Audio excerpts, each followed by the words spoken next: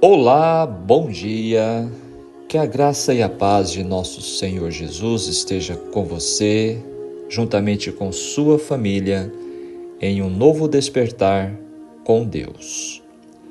Hoje, dando sequência em nossa jornada bíblica, nosso momento de comunhão com Deus, vamos estudar o capítulo 21 no livro do Êxodo. E este capítulo nos traz o tema As leis acerca dos servos e dos homicídios. Êxodo 21 descreve os princípios de justiça e responsabilidade social na comunidade israelita. O capítulo apresenta uma série de leis e regulamentos que regem vários aspectos da vida cotidiana, incluindo o tratamento de escravos, danos pessoais e direitos de propriedade. Este capítulo enfatiza a importância de tratar os outros com respeito e justiça e de valorizar a santidade da vida humana. Querido amigo, ouvinte da Palavra de Deus, é muito importante entendermos a distinção entre as leis. No capítulo de ontem, estudamos a lei moral de Deus, escrita pelo próprio Deus em tábuas de pedra, entregue a Moisés no Monte Sinai. Aprendemos que agora Israel havia se tornado uma nação, um povo separado, distinto e santo. E Deus, então, entregou a sua lei para que pudesse reger a vida do seu povo.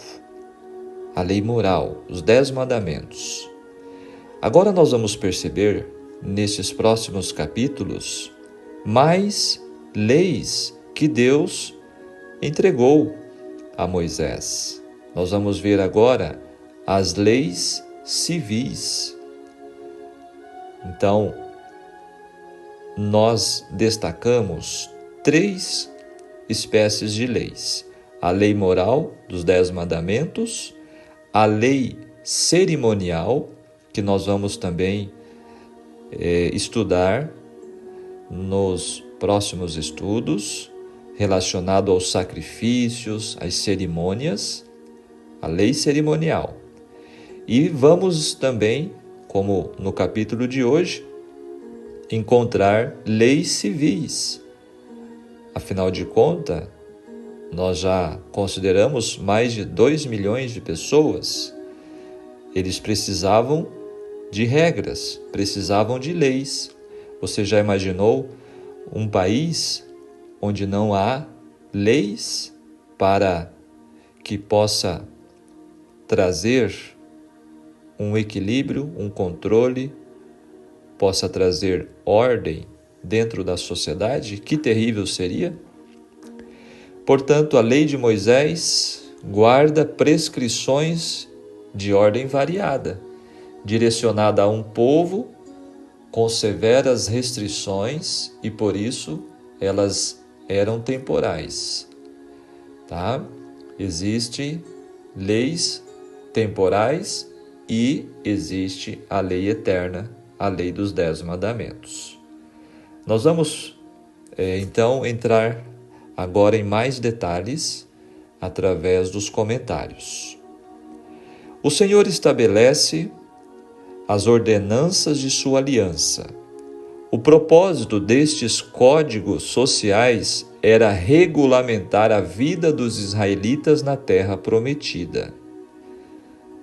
Essas leis, apesar de similares a outras leis da antiguidade, eram únicas em sua combinação de leis religiosas, éticas e sociais, que são colocadas dentro de uma narrativa. Liberdade de escravidão é um tema no livro do Êxodo, visto dentro do contexto no qual a escravidão era uma norma cultural daquela época. Então Deus a regulou para dar proteção e eventualmente liberdade aos escravos. Tá? Então é muito importante estudarmos com muita atenção, entendendo o contexto do que está escrito com o contexto cultural daquela época, daquele tempo. Estas leis estabelecem o princípio da liberdade do 7º ano dos escravos hebreus por dívida. Olha que interessante aspecto Deus colocou nesta lei. Se alguém se tornasse servo, escravo de alguém, ele seria por apenas 6 anos. Não seria um escravo para a vida toda. Qualquer pessoa que não pudesse pagar uma dívida podia fazê-lo se tornando um escravo ou entregando um membro da família para pagar a dívida. As leis protegiam contra a escravidão permanente. Aí nos traz também a respeito da furar a orelha, era um ato legal simbólico. Parece algo estranho, mas era algo realizado naquele tempo. Os hebreus, apesar de terem sido libertos da escravidão, tinham eles mesmos escravos ou servos. Alguém poderia se tornar escravo por pobreza, por dívida ou até por crime. Mas os escravos hebreus eram tratados como humanos, não como uma propriedade. Lhes era permitido trabalharem por sua libertação. A Bíblia reconhece a existência da escravidão, mas nunca a encoraja ou a estimula. Como nós já citamos, era um fator cultural. E aqui a lei civil vem regulamentar dentro desta cultura. No verso 4, em alguns casos, a mulher também era libertada. E o verso 6, para sempre, ou por toda a vida, em hebraico, um período indefinido de tempo. Ao se relacionar com pessoas para sempre, geralmente significa enquanto a pessoa viver. Dos versos 7 a 11, essas leis preservam a posição social de uma mulher vendida pelo seu pai como concubina. As leis garantem a sua proteção, preservando seu status como de uma pessoa. Dos versos 12 a 17, em contraste com as leis de outras culturas da antiguidade, a pena de morte deveria ser somente utilizada em ofensas contra a vida, particularmente assassinato premeditado, e não contra a propriedade. No caso de assassinato acidental, as cidades de refúgio proviam proteção contra a vingança. Mais um aspecto que deve ser entendido dentro da leitura da Palavra de Deus nestes capítulos. A questão da pena de morte, tá? Também era fato usual, cultural naquele período. Verso 12, a chave para compreender estas leis acerca da violência é reconhecer que na sociedade dos beduínos e dos semitas do deserto, em geral, a vingança era um dos conceitos mais populares e que não houve quem lhe impusesse limites. Um ato de vingança levava a outro, até se destruir tribos inteiras por uma insignificância. Aqui, pois, achamos leis para a justa retribuição, para preservar os inocentes contra os criminosos e também proteger os próprios criminosos e suas famílias de uma punição sem medidas, sem piedade e sem fim. Então, no verso 13, o homicídio não premeditado se distingue claramente do assassinato pela primeira vez na história humana.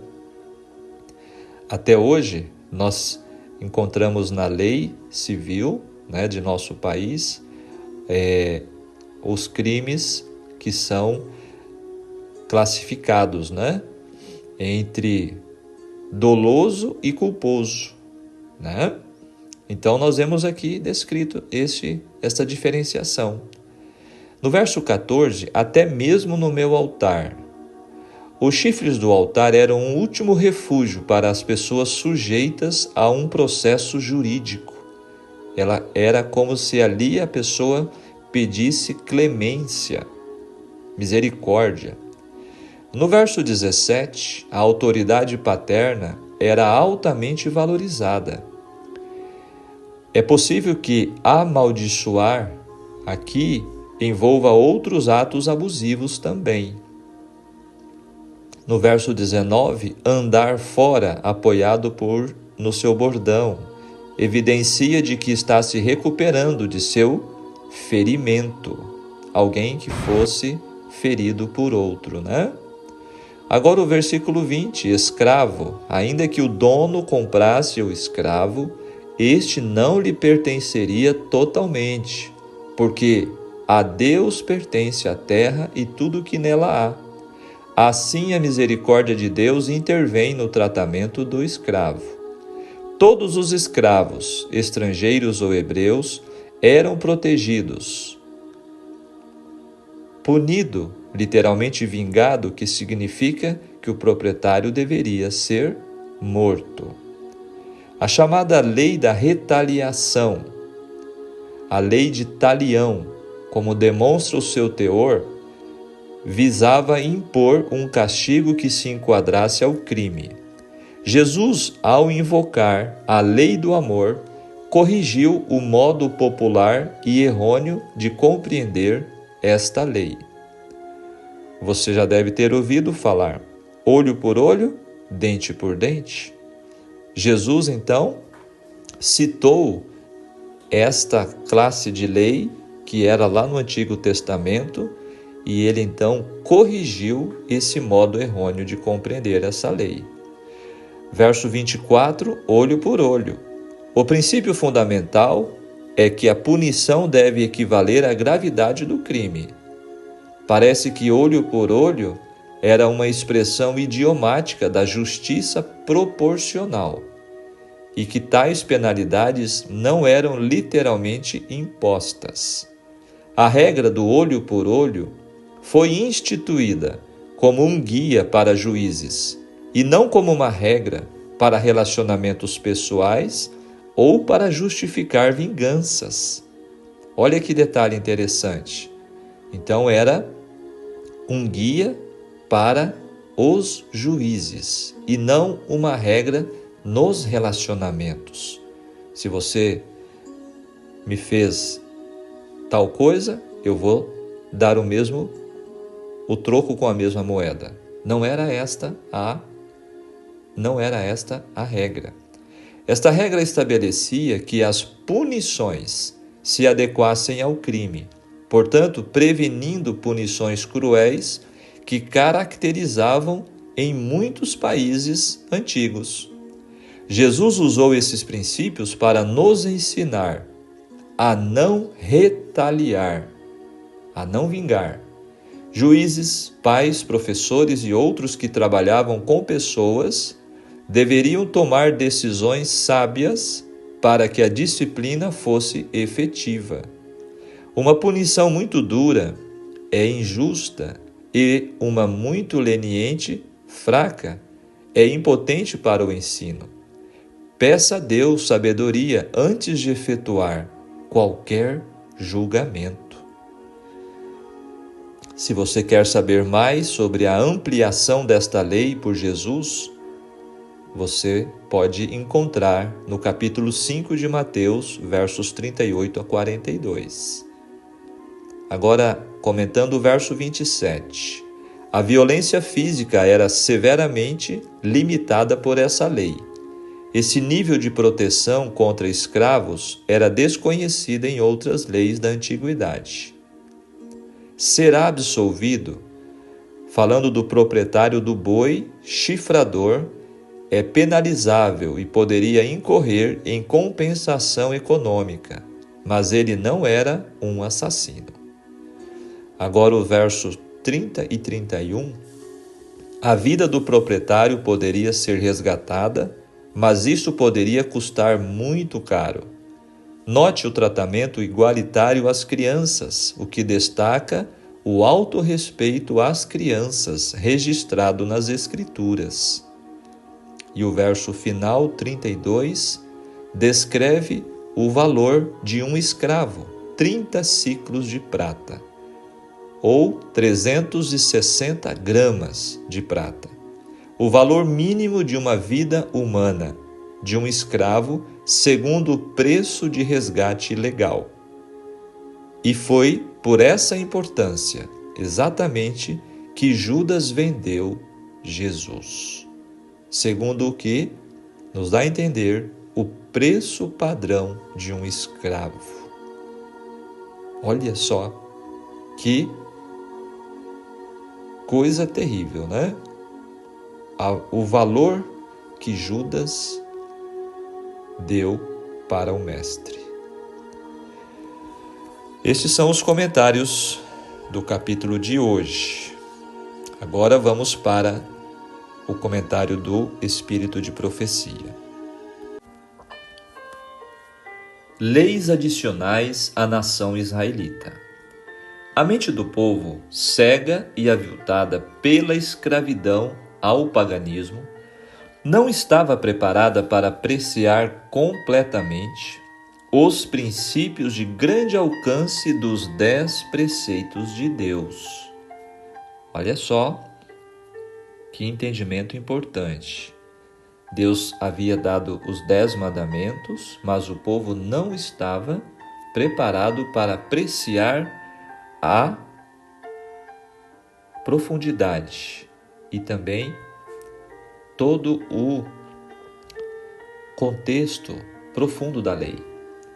Para que pudessem os deveres expressos no Decálogo ser entendidos e impostos mais plenamente, deram-se preceitos adicionais, ilustrando os princípios dos 10 mandamentos e dando-lhes aplicação. Estas leis foram chamadas juízos, tanto porque eram organizadas com sabedoria e equidade infinitas, como porque deveriam os magistrados julgar de acordo com elas. Dessemelhantemente aos 10 mandamentos, foram transmitidas particularmente a Moisés, que as deveria comunicar ao povo. Portanto, Moisés foi um tipo de mediador entre Deus e o povo. Certo?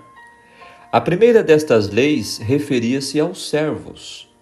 Nos tempos antigos, os criminosos eram algumas vezes vendidos como escravos pelos juízes.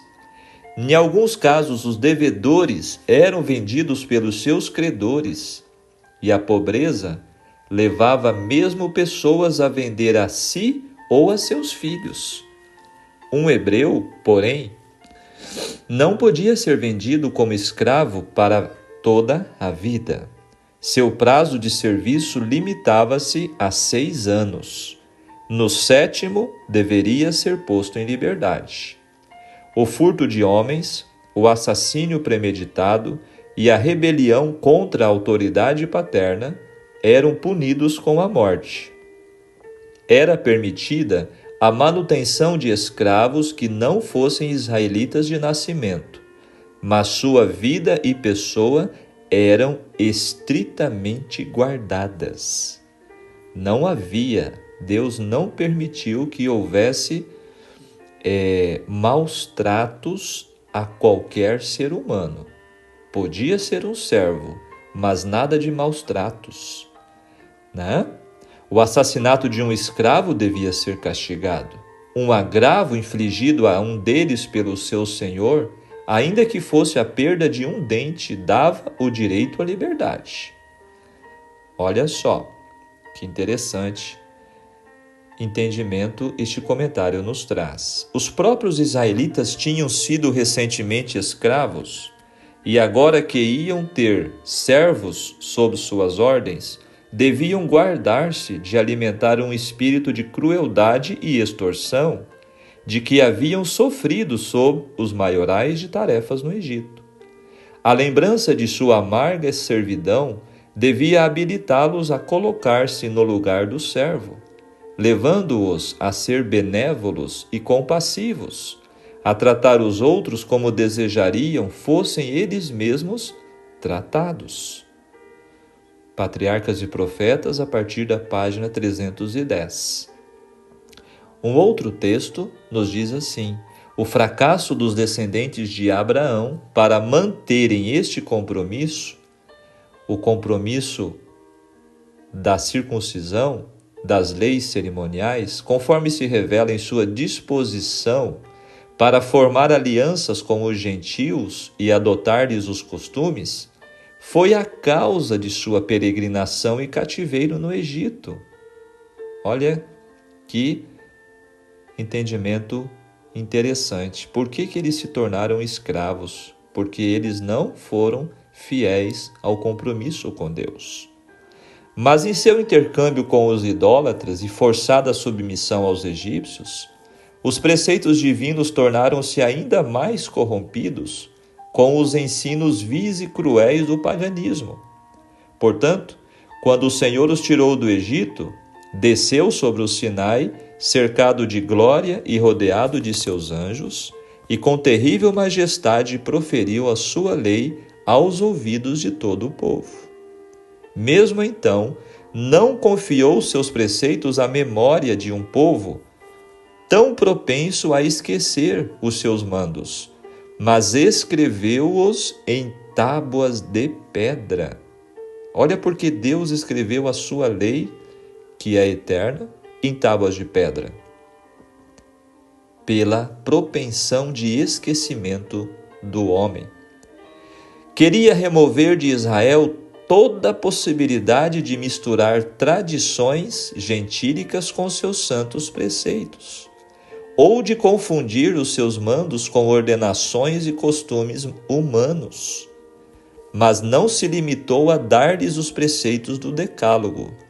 O povo mostrara deixar-se transviar tão facilmente que ele não deixaria indefesa nenhuma entrada para a tentação.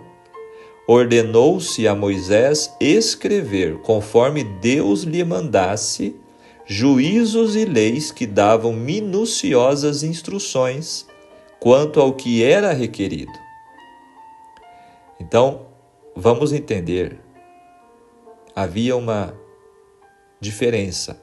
Os 10 mandamentos foi escrito pelo próprio Deus, em tábuas de pedra. Estas leis adicionais, estas leis civis e cerimoniais, Deus falou e Moisés escreveu, tá? Fica bem claro isso, né? Essas instruções relativas ao dever do povo para com Deus, de uns para com os outros e para com o estrangeiro, eram apenas os princípios dos 10 mandamentos ampliados e dados de maneira específica, para que ninguém estivesse no caso de errar. Destinavam-se a resguardar a santidade dos 10 preceitos gravados nas tábuas de pedra. Se o homem houvesse guardado a lei de Deus conforme fora dada a Adão depois de sua queda, preservada por Noé e observada por Abraão, não teria havido necessidade de se ordenar a circuncisão. E se os descendentes de Abraão houvessem guardado o concerto, do qual a circuncisão era um sinal, nunca teriam sido induzidos à idolatria. Tampouco lhes teria sido necessário sofrer vida de cativeiro no Egito. Teriam conservado na mente a lei de Deus e não teria havido necessidade de que ela fosse proclamada no Sinai, nem gravada em tábuas de pedra. Olha que interessante. E se o povo houvesse praticado os princípios dos 10 mandamentos, não teria havido necessidade das instruções adicionais dadas a Moisés. Também, este texto está no Patriarcas e Profetas, página 363 e 364, dando mais detalhes sobre estas leis adicionais. Queridos, aplicando o nosso estudo de hoje, o amor ao próximo imbuído nos 10 mandamentos é especificado na prática do dia a dia israelita, oferecendo importantes ensinamentos a nós que vivemos hoje no presente século. Deus espera que seu povo experimente o bem-estar físico e espiritual, criando assim uma sociedade amorosa e justa. Nós podemos perceber que a intenção divina é bloquear o poder do mal. O amor, a bondade, a misericórdia e a graça que Deus oferecera queria vê-los na vida prática de seu povo especial. Deus não os queria arrogantes e orgulhosos, mas humildes e sensíveis às necessidades alheias. Já pensou? Imagine nosso mundo hoje, a nossa sociedade cruel como é, com tanta criminalidade, com tanta violência. Imaginem se a lei de Deus fosse respeitada, se todas as pessoas colocassem em prática nas suas vidas a santa lei de Deus, o amor a Deus sobre todas as coisas e ao próximo como a si mesmo. Nosso mundo seria quase um paraíso, não é mesmo? Porque só não seria devido ao pecado, né? Mas seria muito diferente. Mais difícil que lapidar pedra bruta é moldar caráter deturpado pelo pecado. Contudo, Deus não foge de tal desafio. Ele quer moldar-nos e transformar-nos, e assim tornar-nos mais humanos, bondosos, amorosos, misericordiosos e justos. Vale a pena meditar e aplicar a lei de Deus em nossas vidas. Queridos, concluindo o nosso estudo de hoje, vamos entender. Todas estas leis deveriam ensinar os israelitas a tratar uns aos outros com justiça e dignidade, até o ponto de não mais precisarem aplicar as suas sanções. Não era propósito de Deus que filhos rebeldes continuassem sendo mortos e nem que o povo continuasse sempre retribuindo olho por olho, dente por dente. Cristo veio para revelar ao mundo a essência da lei, que é o amor. O apóstolo Paulo sancionou esta verdade, dizendo: o amor não pratica o mal contra o próximo, de sorte que o cumprimento da lei é o amor. Em Romanos 13, verso 10. Queridos, Deus estava lidando com uma joia ainda em estado bruto, aquele povo que saíra da escravidão de um país pagão, precisava ser lapidado, como ouro impuro precisava ser purificado. Para isso teve de instituir leis conforme a realidade de seus duros corações. A vida de Jesus foi o perfeito cumprimento do que o Senhor desejava realizar no coração de seu povo e do que Ele deseja realizar em nosso coração hoje. Olha que importante, que profundo isso aqui. Olhemos para Jesus, contemplemos o Filho que foi obediente até a morte e morte de cruz. Contemplando a Cristo, a glória de Deus, somos transformados de glória em glória na sua própria imagem, como pelo Senhor o Espírito. Eis o segredo da obediência gerada pelo amor. Amém? Pensamento do dia. Deus preza pela justiça num mundo de injustiças. Que Deus te abençoe. Que Deus te ajude, a você e a mim, e que os ensinamentos que hoje recebemos e temos recebido a cada dia possam estar sempre vivos em nossa mente, em nossa memória, nos conduzindo para uma vida de harmonia com a vontade de Deus e com a sua santa lei. Vamos orar? Maravilhoso Deus, querido e bom Pai Celestial, graças te damos por mais um despertar contigo. Graças te damos, Senhor, por ouvir a sua voz cada manhã na tua palavra. Obrigado, Senhor, pelos ensinos que hoje recebemos neste capítulo, falando, Senhor, sobre as leis adicionais que o Senhor enviou ao seu povo lá no Monte Sinai. Senhor, sabemos que hoje nós somos também sua propriedade particular, seu povo. Fomos comprados pelo teu sangue precioso e precisamos, Senhor, demonstrar em nossa vida também todos estes princípios de justiça e de amor através da sua lei. Ajude-nos, Senhor, a caminhar ao teu lado, que possamos contemplá-lo e assim sermos transformados à sua imagem e semelhança. Senhor, abençoe cada pessoa que está acompanhando este estudo. Fica conosco em mais esse dia. Te rogamos em nome de Jesus. Amém. Que Deus te abençoe, que Deus te guarde. Tenham todos um ótimo dia.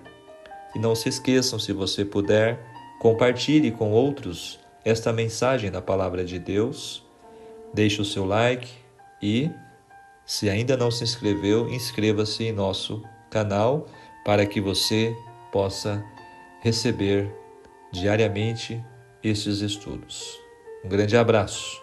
Em nome de Jesus. Tchau, tchau.